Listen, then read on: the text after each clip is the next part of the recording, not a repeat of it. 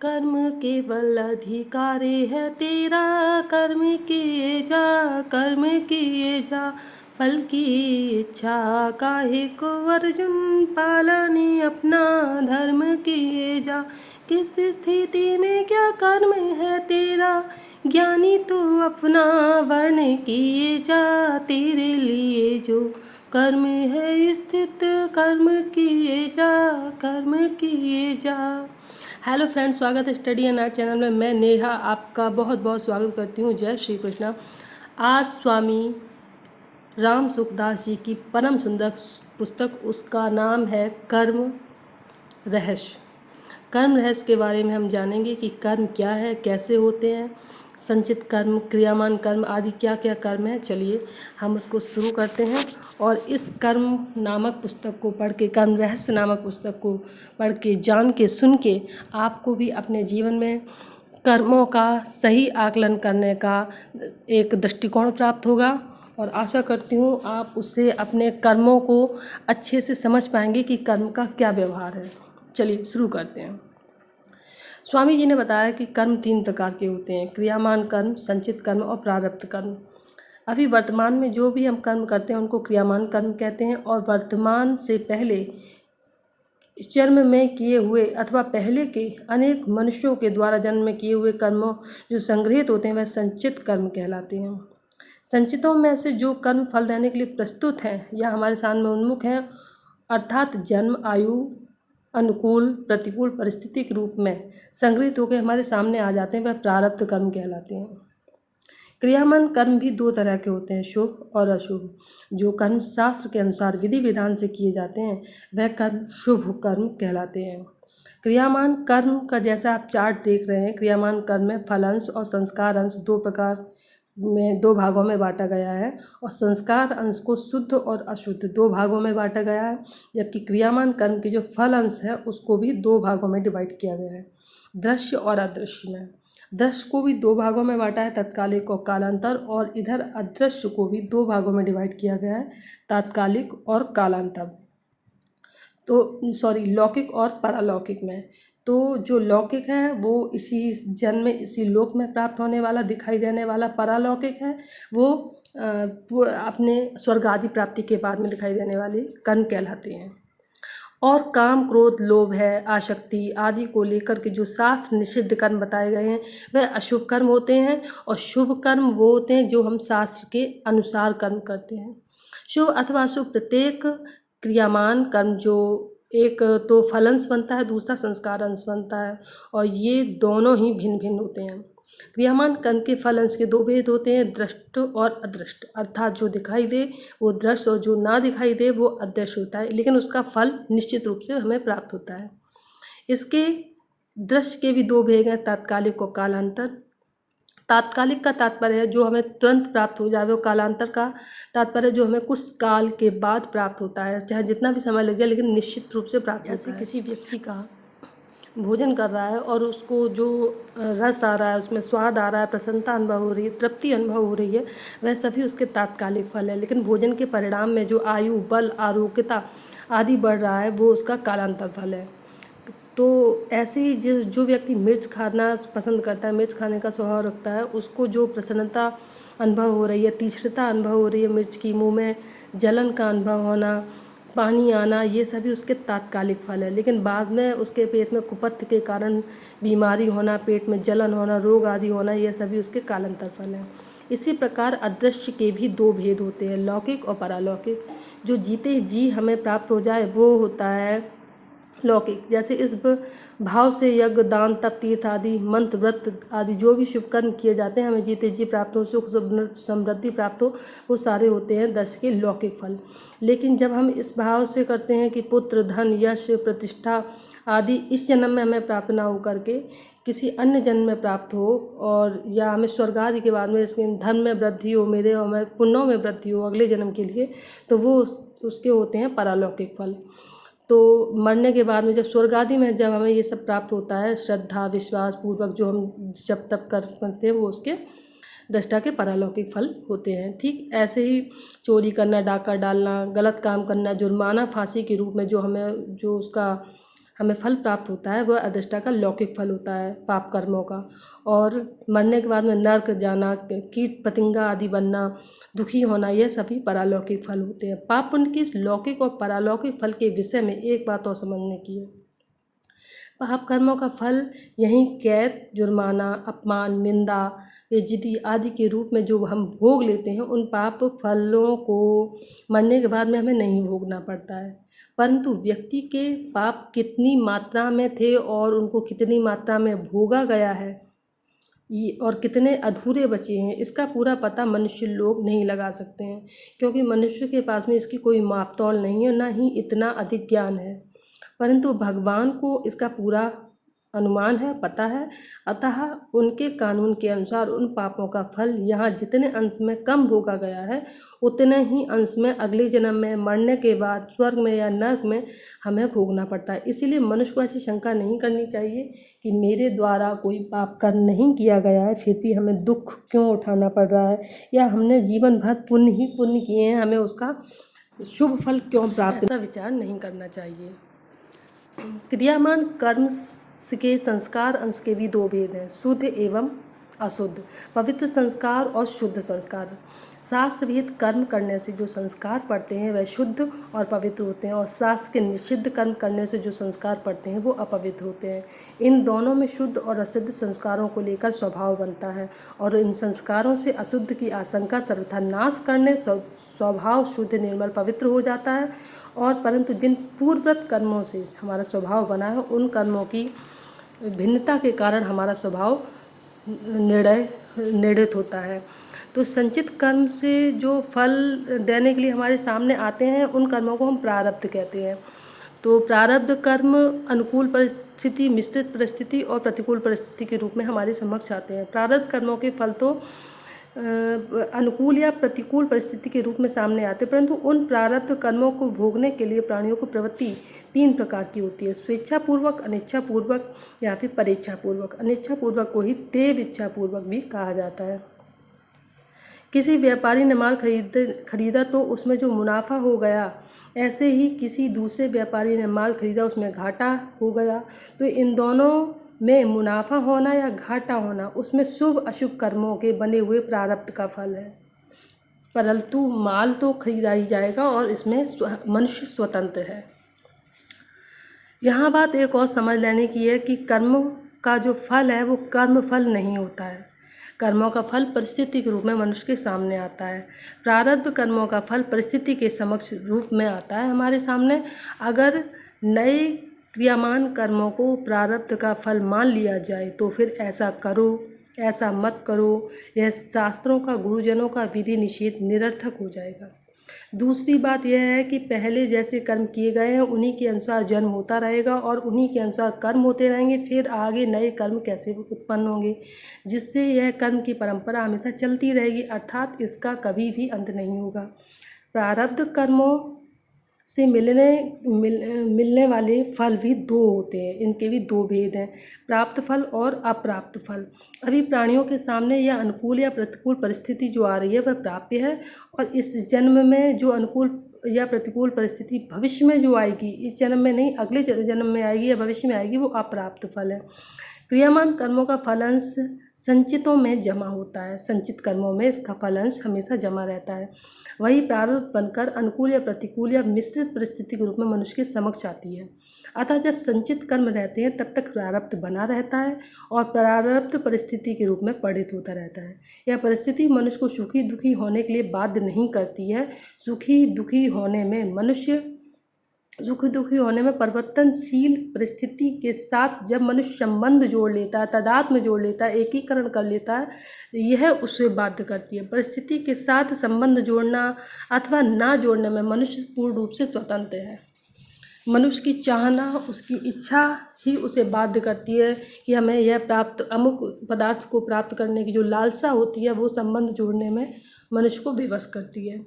अतः विवेकवान पुरुष सम और विषम दोनों परिस्थिति में सदा ही स्थिर रहते हैं, उनका विवेक नहीं डोलता है और ना वो दुखी होते हैं। परंतु जो परिस्थिति के साथ में संबंध नहीं मानता है वह कभी सुखी दुखी नहीं होता है। उनकी स्थिति जो स्वतः होती है वो साम्य अवस्था में रहती है, जैसा कि बताया स्थिर रहते हैं। कभी आगे स्वामी जी कहते हैं कर्म जो होते हैं, कर्मों में मनुष्य प्रारब्ध की प्रधानता होती है या पुरुषार्थ की, यह कैसे निश्चित करें? प्रारब्ध बलवान है या पुरुषार्थ बलवान है? इस विषय में बहुत सी शंकाएं उत्पन्न हुई हैं। उनके समाधान के लिए पहले यह समझ लेना जरूरी है कि प्रारब्ध और पुरुषार्थ है क्या। मनुष्य की 4 तरह की चाहना, इच्छा या कामनाएं होती हैं, जिनको हम दूसरी भाषा में बोलते हैं धन की इच्छा है, दूसरी धर्म की इच्छा है, तीसरी भोग की इच्छा है और चौथी मुक्ति की इच्छा है। धर्म अर्थ काम मोक्ष के रूप में हम इनको जानते हैं। धन जो होता है, धन को ही अर्थ बोलते हैं और यह धन भी 2 प्रकार का होता है, स्थावर और जंगम। सोना चांदी रुपए जमीन जायदाद मकान आदि ये स्थावर धन है, अर्थ है या फिर, और गाय भैंस आदि पशुधन जो है वो आपका जंगम है। धर्म का क्या है? धर्म सकाम और निष्काम 2 तरह का होता है। जो यज्ञ तप दान व्रत तीर्थ आदि किए जाते हैं, ये सकाम भाव से जब करते हैं भोग प्राप्ति के लिए तो वो होते हैं सकाम धर्म। जो निष्काम भाव से करते हैं, भगवान को अर्पित करते हैं, निष्काम कर्म कहलाते हैं।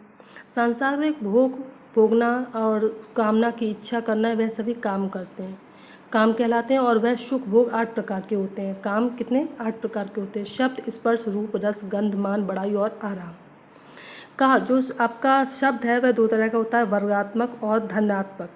व्याकरण कोश साहित्य उपन्यास गल्प कहानी ये सभी आपके वर्गात्मक शब्द कहलाते हैं। खाल तार फूकने 3 बाजे और ताल का आधा बाजा ये 3.5 प्रकार के ध्वन्यात्मक शब्दों को प्रकट करने वाले हैं और इन वर्गात्मक और ध्वन्यात्मक शब्दों को सुनने से मनुष्य को सुख प्राप्त होता है। स्पर्श क्या है? स्त्री पुत्र मित्र आदि के साथ मिलना तथा ठंडा गरम कोमल आदि अर्थात उनका तथ्यों के साथ संयोग होने से जो सुख उत्पन्न होता है उसे स्पर्श का सुख कहते हैं। रूप का सुख क्या है? नेत्रों से खेलना, तमाशा, सिनेमा, बाजीगरी, वन पहाड़ सरोवर मकान आदि की सुंदरता देखकर जो सुख उत्पन्न होता है वह रूप का सुख कहलाता है। रस क्या है? मधुर मीठा अम्ल खट्टा लवण नमकीन कड़वा तीखा और कषाय अर्थात कसौला, यह 6 रसों को चखने से जो सुख प्राप्त होता है वह रस का सुख कहलाता है।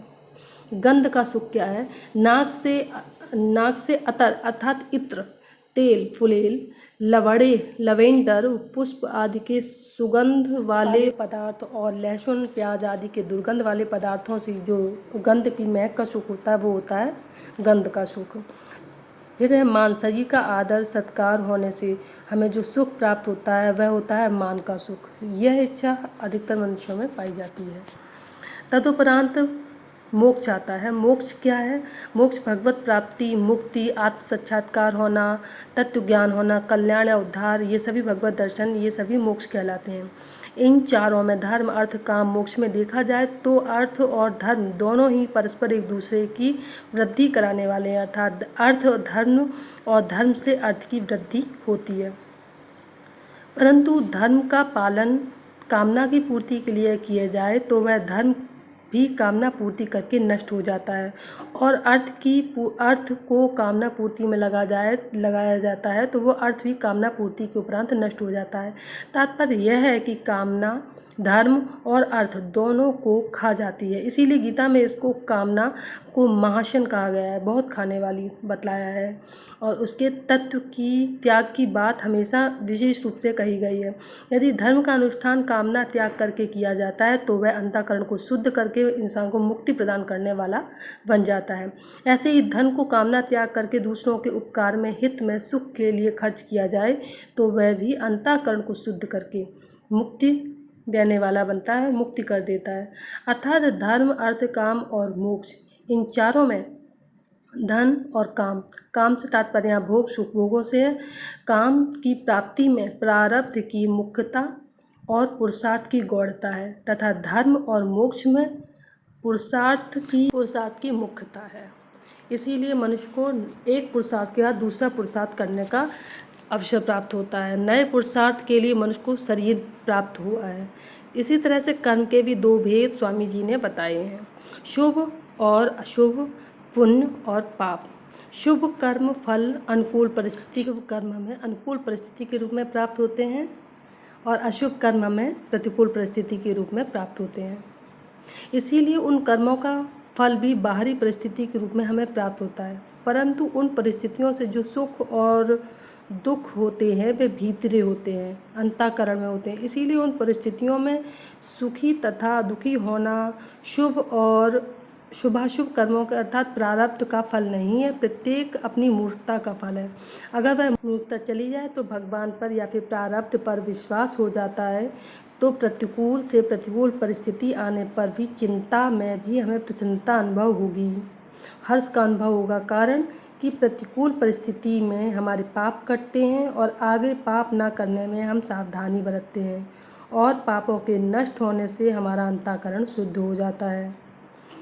जब हमें प्रतिकूलता में जो दुख हमें प्राप्त होता है वह हमारी असावधानी का फल होता है। संतोष स्त्रेषु कर्तव्या स्वदारे भोजन धने ऋषु चैव न कर्तव्या स्वाध्याय जप दान्योः।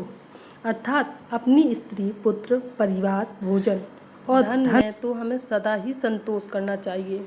स्वाध्याय, पाठ, पूजा, नाम जप और कीर्तन, दान, इनमें कभी भी संतोष नहीं करना चाहिए। तात्पर्य यह है कि प्रारब्ध के फल, धन और भोग में तो सदा ही संतोष करो, क्योंकि वे प्रारब्ध के अनुसार जितने मिलने वाले हैं उतने ही मिलेंगे, उससे अधिक नहीं प्राप्त होंगे। परंतु धर्म का अनुष्ठान और अपना कल्याण करने में कभी संतोष नहीं करना चाहिए, क्योंकि यह नया पुरुषार्थ है और इसी पुरुषार्थ के लिए मनुष्य शरीर हमें प्राप्त हुआ है। कर्म के दो भेद बताए हैं, शुभ और अशुभ। कर्मफल अनुकूल परिस्थिति से प्राप्त होना और वह है शुभ, लेकिन अशुभ कर्म प्रतिकूल परिस्थिति के रूप में सामने आता है। कर्म बाहर से किए जाते हैं, लेकिन इसके कर्मों का फल परिस्थिति के रूप में हमें प्राप्त होता है, परंतु उन परिस्थितियों से जो सुख दुख होते हैं वे भीतरी होते हैं। इसीलिए उन परिस्थितियों में सुखी तथा दुखी होना शुभाशुभ कर्मों का प्रारब्ध फल नहीं है, प्रत्युक्त अपनी मूर्खता का फल है। अगर वह मूर्खता चली जाए और हमें भगवान पर प्रारब्ध पर विश्वास हो जाए कि हमारे जीवन में जो भी कर्म आए हैं दुख रूपी, वे हमारे पश्चाताप करने के लिए आए, मैं पाप कर्म अब आगे नहीं करेंगे और उसमें सावधानी बरतेंगे। साधक को अनुकूल या प्रतिकूल परिस्थिति में सदुपयोग करना चाहिए, दुरुपयोग नहीं। समय का अनुकूल परिस्थिति आ जाए तो वह अनुकूल सामग्री को दूसरों के हित के लिए सेवा में और बुद्धि में खर्च करना अनुकूल परिस्थिति का सदुपयोग कहलाता है, और उसका सुख बुद्धि से भोग करना दुरुपयोग कहलाता है। ऐसे ही प्रतिकूल परिस्थिति आ जाए तो सुख की इच्छा का त्याग करके मेरे पूर्वत कर्मों के पापों को नाश करने के लिए और भविष्य में पाप ना करने के लिए सावधानी रखने के लिए मेरी उन्नति कराने के लिए प्रभु कृपा से ऐसी परिस्थिति आई है, ऐसा समझ करके परम प्रसन्न रहना प्रतिकूल परिस्थिति का सदुपयोग करना ही है, और उससे दुखी होना दुरुपयोग है। मनुष्य शरीर सुख दुख भोगने के लिए नहीं है, बल्कि सुख भोगने के स्थान पर स्वर्ग को प्राप्त करने के लिए, और दुख भोगने के स्थान पर नरक तथा 84 लाख योनियाँ हैं, इनके लिए मनुष्य शरीर नहीं है। इसीलिए वह भोग योनियाँ कहलाती हैं और मनुष्य कर्म योनि है।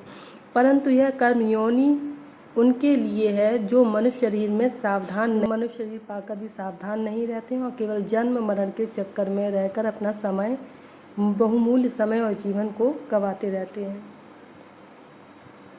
कर्म, पुण्य और अशुभ कर्मों का, पापों का अलग अलग संग्रह होता है। स्वाभाविक रूप से ये दोनों ही एक दूसरे को काटते नहीं, अर्थात पापों से पुण्य नहीं करते हैं और पुण्य से पाप नहीं करते हैं। हाँ, अगर मनुष्य पाप काटने के उद्देश्य से प्रायश्चित रूप से शुभ कर्म करता है तो उसके पाप अवश्य कर सकते हैं। संसार में एक आदमी पुण्यात्मा है, सदाचारी और दुख पा रहा है, और एक आदमी पापात्मा है, दुराचारी और सुख भोग कर रहा है, तो इस बात को लेकर अच्छे अच्छे पुरुषों का उत्पन्न हो जाती है कि ईश्वर का न्याय कहाँ है। इस समाधान के लिए अभी पुण्यात्मा जो दुख पा रहा है वह पूर्व जन्म के किए हुए पापों का फल है, और अभी जो सुख पा रहा है वो उस जो पापात्मा सुख पा रहा है वो उसके पिछले जन्म के किए हुए फल है। महाभारत वन पर में एक कथा आती है कि एक दिन द्रौपदी ने युधिष्ठिर जी महाराज जी से पूछा कि आप धर्म को छोड़ करके एक कदम भी नहीं रखते हैं, फिर भी आप वनवास में दुख पा रहे हैं, और दुर्योधन धन की किंचित मात्र भी परवाह न करके केवल स्वार्थ पारायण हो रहा है और वह राज्य का सुख भोग रहा है, आराम से रह रहा है और सुख भोग रहा है। ऐसी शंका करने पर युधिष्ठिर जी महाराज जी ने कहा कि जो सुख पाने की इच्छा से धर्म का पालन करते हैं वह धर्म के तत्व को जानते ही नहीं है। वे तो पशुओं की तरह सुख भोग के लिए लोलुप और दुख से भयभीत रहते हैं, फिर बेचारे धर्म तत्व को कैसे जानें।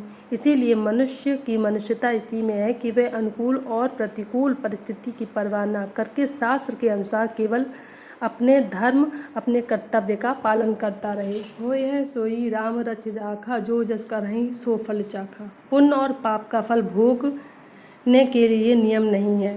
पुण्य तो निष्काम भाव से भगवान के अर्पण करने से समाप्त हो सकते हैं, परंतु पाप भगवान को अर्पण करने से समाप्त नहीं होता। पाप फल भोगना ही पड़ता है, क्योंकि पाप कर्म भगवान की आज्ञा के विरुद्ध किए गए हैं। भगवान को अर्पण कैसे कर सकते हैं? जिस मनुष्य के जीवन में धन का प्रारब्ध नहीं है, उसके पास में धन का अभाव होने पर भी उसे सुख आराम किसी न किसी तरह से प्राप्त होगा, कमी नहीं रहेगी। उसको किसी की दया से, मित्रता से, काम धंधा मिल जाने से भी प्रारब्ध के अनुसार जीवन निर्वाह की सामग्री मिलती रहती है। अगर धन का प्रारब्ध नहीं है तो चोरी करने पर भी धन नहीं मिलेगा, और चोरी प्रकट होने से बचा हुआ धन भी चला जाएगा। यदि वह किसी तरह से मिल भी गया तो भी उससे कोई भी सुख प्राप्त नहीं होगा, वो क्षय हो जाएगा बीमारी में या रोग आदि में। विश्वास और संतोष रखो तो हृदय में महान शांति, आनंद, प्रसन्नता रहती है।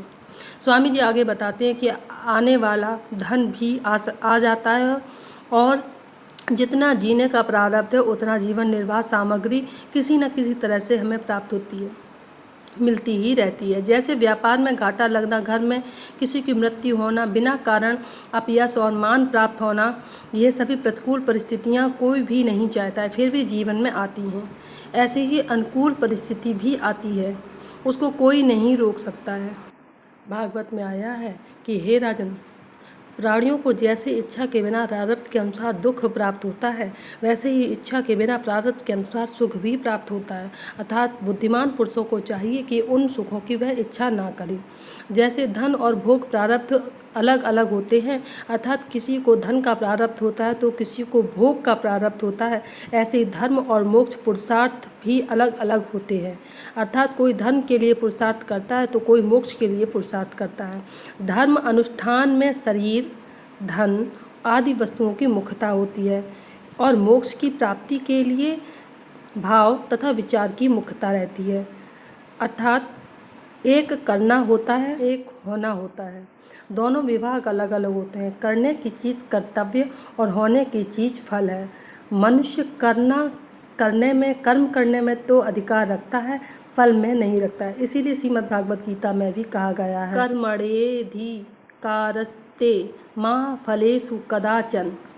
तात्पर्य यह है कि होने की पूर्ति प्रारब्ध के अनुसार अवश्य होती है, उसके लिए यह होना चाहिए, यह नहीं होना चाहिए, ऐसी इच्छा नहीं करनी चाहिए। करने में शास्त्र लोक मर्यादा के अनुसार कर्तव्य कर्म करना चाहिए।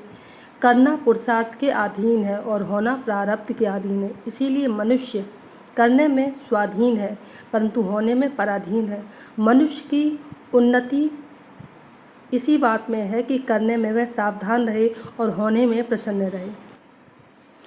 स्वामी जी आगे बताते हैं कि आकस्मिक मृत्यु और काल मृत्यु में क्या फ़र्क है। कोई व्यक्ति सांप के काटने से मर जाए, अचानक ऊपर से गिरकर मर जाए, पानी में डूबकर मर जाए, या हार्ट फेल हो जाता है तो वह दुर्घटना आदि से मर जाए, वह आकस्मिक मृत्यु मानी जाती है। स्वाभाविक मृत्यु की तरह आकस्मिक मृत्यु भी प्रारब्ध के अनुसार आयु पूरी होने पर ही प्राप्त होती है। कोई व्यक्ति जानबूझकर आत्महत्या कर ले, फांसी लगाकर कुएं में कूद जाए, गाड़ी के नीचे आ जाए, छत से कूदकर जहर खाकर आदि शरीर में आग लगाकर के मर जाता है तो उसकी अकाल मृत्यु मानी जाती है। यह मृत्यु आयु के शेष रहते हुए आती है। आत्महत्या करने वाले मनुष्य की उसको हत्या का पाप लगता है, अतः वह नया पाप कर्म अपने लिए बना लेता है।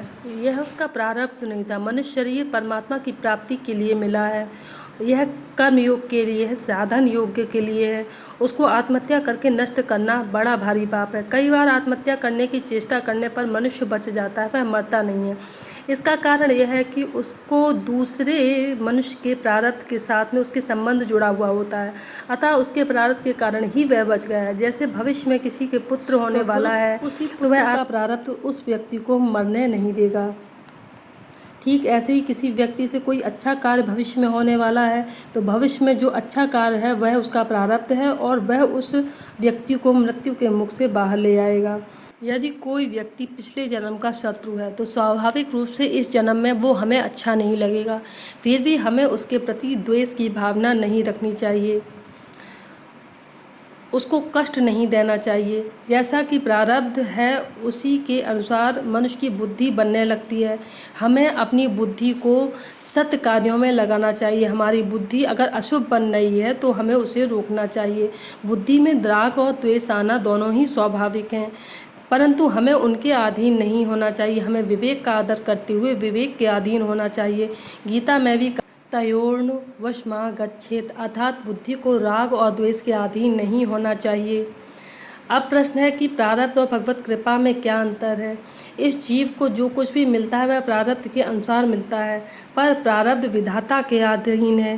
प्रारब्ध हमारे कर्मों के अनुसार होता है, अर्थात कर्म के अनुसार ही हमें फल प्राप्त होता है।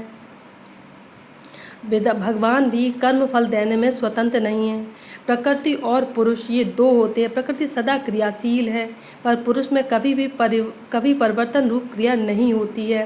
प्रकृति से अपना संबंध मानना, प्रकृतिस्थ होना, पुरुष ही कर्ता भोक्ता बनता है। जब वह प्रकृति से संबंध विच्छेद कर लेता है, अर्थात अपने स्वरूप में स्थित हो जाता है, तो उस पर कोई भी कर्म लागू नहीं होता है। यहाँ पर प्रकृति से संबंध नेचर से है, स्वभाव से है, कामना से है, चाहना से है, सुख भोगों से है, लालसा से है। और यहाँ पुरुष का तात्पर्य केवल मनुष्यों में पुरुष ही नहीं, स्त्री जाति भी पुरुष तत्व पाया जाता है। अपनी चेतना के स्तर पे बात की जा रही है, ज्ञान के स्तर पे बात की जा रही है।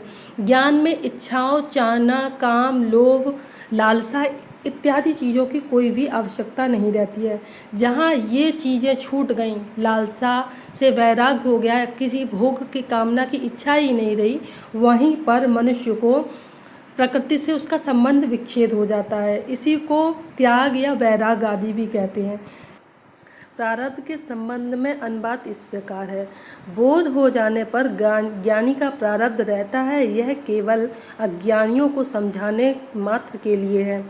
कारण कि अनुकूल या प्रतिकूल घटना का घट जाना ही प्रारब्ध है, अर्थात वह परिस्थिति ही प्रारब्ध है। प्राणियों को सुखी या दुखी करना प्रारब्ध का काम नहीं है। प्रारब्ध मात्र एक परिस्थिति होती है और सुख दुख यह एक विकार होना ही दोष है। जब ज्ञानी मनुष्य सुख और दुख रूपी विकार से ऊपर उठ जाता है तो उसका प्रारब्ध भी स्वतः नष्ट हो जाता है, अतः ज्ञानियों का प्रारब्ध नहीं होता है, क्योंकि ज्ञानी हमेशा विवेक और ज्ञान के अधीन रहते हैं। हम मनुष्यों को भी अपने विवेक और ज्ञान से परिस्थिति चाहे प्रतिकूल हो या अनुकूल, उसमें समत्व का भाव रखते हुए अपने नए पुरुषार्थ पर, अपने शुभ कर्मों पर दृष्टि रखते हुए उन पर ध्यान केंद्रित करना चाहिए। धन्यवाद। हरे कृष्ण कृष्ण कृष्ण हरे हरे, हरे राम राम राम हरे हरे। आशा करती हूँ फ्रेंड्स आपको ये वीडियो अच्छा लगा होगा। तब तक के लिए बहुत बहुत धन्यवाद। राधे राधे।